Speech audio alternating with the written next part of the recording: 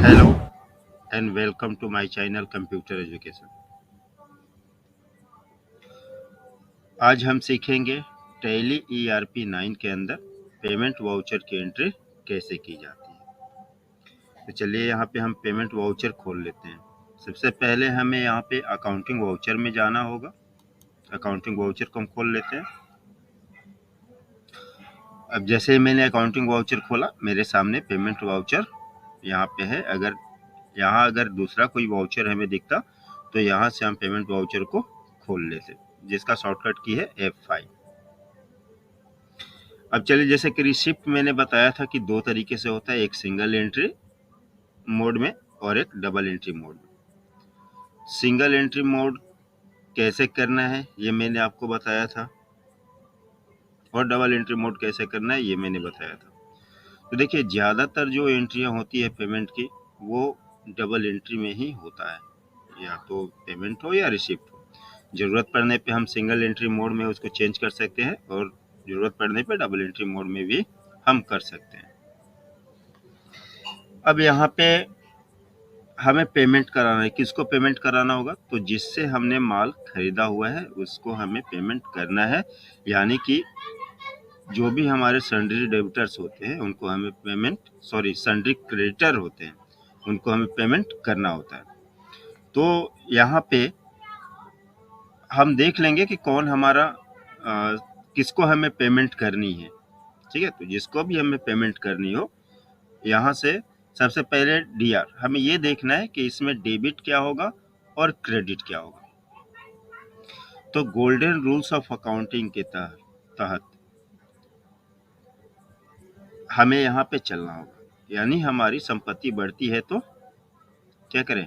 Debit करें, और संपत्ति घटती है तो क्रेडिट करें। यहाँ पे हमारी संपत्ति क्या हो रही है? यहाँ संपत्ति किसकी बढ़ रही है? तो जिसको हम पैसा दे रहे हैं। तो हम पैसा किसको दे रहे हैं यहाँ पे? तो हमारे क्रेडिटर को, जो हमारा सन्ड्री क्रेडिटर है उसको पैसा दे रहे हैं। तो यहाँ पे ये प्रसाद मॉल है, ये हमारा सन्ड्री क्रेडिटर है, इसको मैं ले रहा हूँ। जैसे ही मैंने इसको लिया यहाँ पे, तो यहाँ देखिए इसको दिखा रहा है कि हमें कितना अमाउंट पे करना है। 37,000 रुपया मुझे इसको चुकाना है। तो 37,000 में मान लीजिए मैं इसको 10,000 रुपया पेमेंट कर रहा हूँ, तो मैं यहाँ 10,000 रुपये से इसको डेबिट कर दूंगा। 10,000 रुपये से डेबिट करूंगा, एंटर दबाऊंगा, इसको मैं ऑन अकाउंट रखूंगा। यहाँ पे एंटर दबाऊंगा, फिर एंटर। अब यहाँ पे हमें देना होगा क्रेडिट। यहाँ क्रेडिट क्या चीज होगा?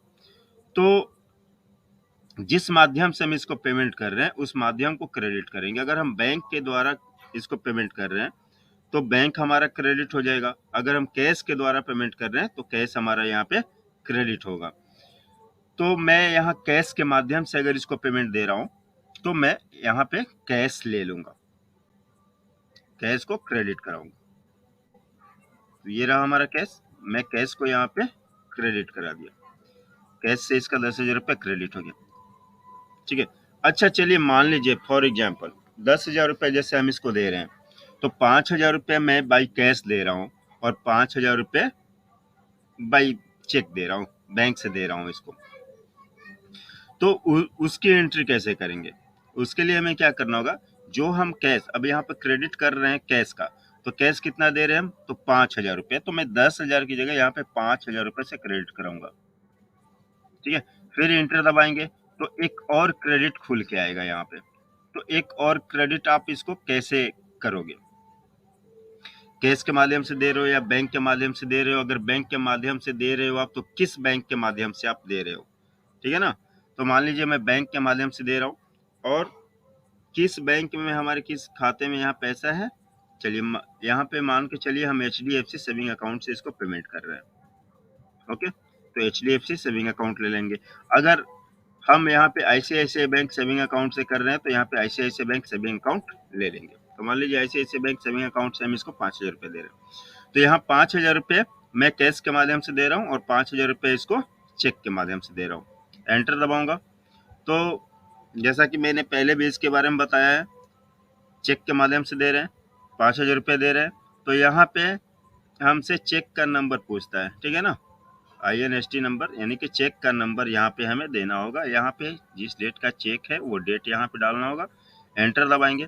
नरेशन अगर हमें कुछ देना हो तो यहाँ पे दे सकते हैं, वरना एंटर दबा करके हम इसको एक्सेप्ट कर लेंगे। अब देखिए ये सफलतापूर्वक हमने पेमेंट करा दिया है। इसमें अगर मान लीजिए हमें किसी को 20,000 रुपये पेमेंट कर रहे हैं हम, या 30,000 कर रहे हैं, अब 10,000 रुपये हम कैश के माध्यम से दे रहे हैं, 10,000 रुपया SBI के माध्यम से दे रहे हैं और 10,000 रुपया हम HDFC के माध्यम से दे रहे हैं। तो जैसा कि मैंने अभी बताया आपको, जितना जिसके माध्यम से हम दे रहे हैं पैसा, उतने अमाउंट से ही उसको क्रेडिट करेंगे और उसको एक्सेप्ट करेंगे। उम्मीद है समझ में आया होगा आप लोग को पेमेंट हमें कैसे करना है। ओके, तो इस वीडियो में बस इतना ही। प्लीज़ आप लोग चैनल को सब्सक्राइब करें, लाइक करें और अपने दोस्तों के साथ तो ज़रूर शेयर करें। आगे जैसा कि मैंने आप लोग को बताया था इसके पिछले वीडियो में भी, कि आगे जितना भी हमारा ग्रुप्स है, पहले तो हम इसको कंप्लीट कर रहे हैं। जितने भी हमारे वाउचर्स हैं उस वाउचर की एंट्री हम बता रहे हैं।